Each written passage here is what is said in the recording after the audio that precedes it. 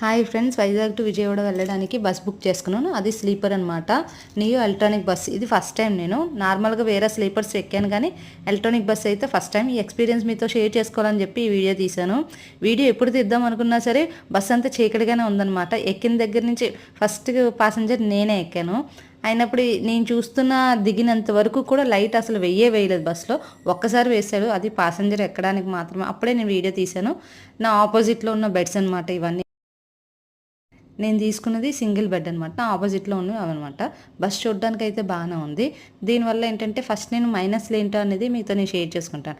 Bus చూసారా, ఎదురుగుండా డ్రైవర్కి మనకి మధ్యలో డోర్ ఉండదు. దానివల్ల ఏంటంటే డ్రైవరు అరుస్తున్నా మాట్లాడుతున్నా మనకు చాలా డిస్టర్బెన్స్గా ఉంటుంది. ప్లస్ ఒక దగ్గర మనకి 45 మినిట్స్ ఛార్జింగ్ పెట్టడానికి ఆపాడనమాట.